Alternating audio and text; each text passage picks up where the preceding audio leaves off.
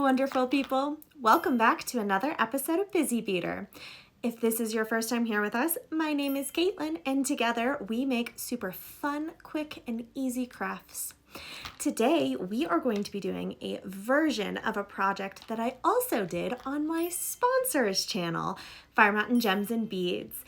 You can go over there and you can learn all about this really cool stone we're working with today, Sunstone, which is actually Oregon's state gemstone. And then we do a version of this project that's a little simpler than the one that we're doing today. But today's project is also very quick and easy. You should enjoy it.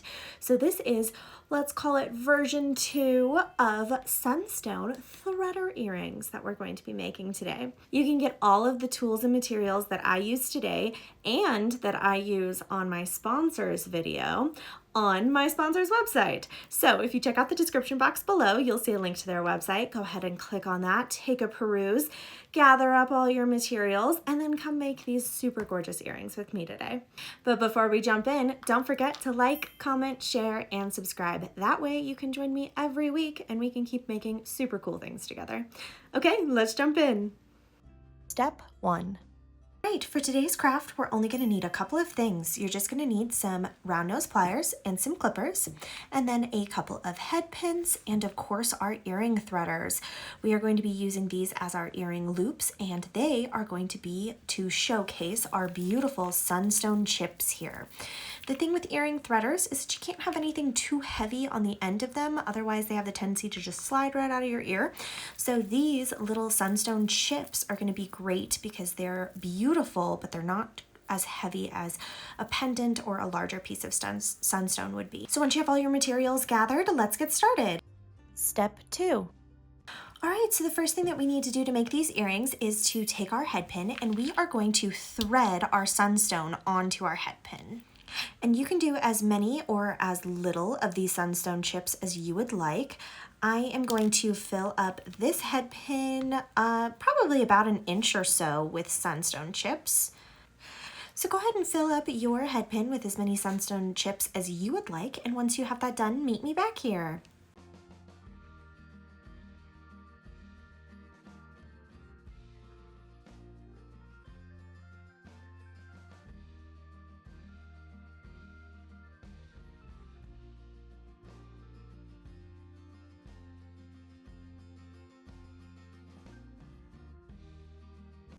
Step 3. All right, now what we need to do is make a loop. So we are going to take our round nose pliers and we're going to put them at the base of where our sunstone drops end, and very gently we're going to make a little bit of a bend in our wire. Somewhere between 45 and 90 degrees is plenty. Then we're going to take our clippers and clip off the excess here, leaving ourselves just enough room to make a loop. And then we are going to take our pliers and put them at the end of our wire here and spin them around in the opposite direction of your angle. And that's going to give us our loop here. And my loop isn't all the way closed yet because we are going to open it up like this, the same way we do a jump ring. And then we are going to take the end of our threader that has this little attached jump ring on it, and we are going to thread that on to our loop that we made in our head pin. And then we will take our round nose pliers and close. And this is where you're going to rock the metal back and forth until you have a nice secure connection. Step 4. And just like that, you have one beautiful sunstone threader earring. And now you are going to repeat this whole process of putting sunstone chips on the head pin and then making a loop and attaching it to our threader one more time for the second earring, and then you're all finished. And there you have it, 2 gorgeous sunstone threader earrings.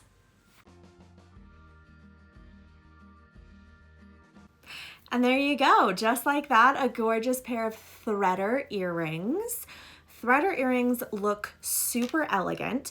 They're not my favorite type of earring loop because I don't love the sensation of the chain going through my ear, but when you really want to elevate the look of an outfit or something like that, Threader earrings are definitely the way to go, and so I still wear them sometimes even though they're not my favorite. And I love getting to show you how different materials and tools look, how you can use them, and so I thought this was a fun opportunity to show you Threader earrings.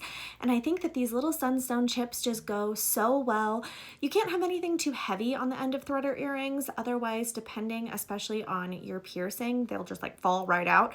So you kind of got to keep it lighter, and the gemstone chips are a great way to do that. So this was a really fun version of this project. If you want to see a version that is still Threader earrings and with Sunstone, but a little bit different, and learn all about the really cool properties of Sunstone, you should definitely hop on over to my sponsor's YouTube channel, and they have a whole video on Sunstone that you can watch over there. And I will go ahead and link that in the card above as well.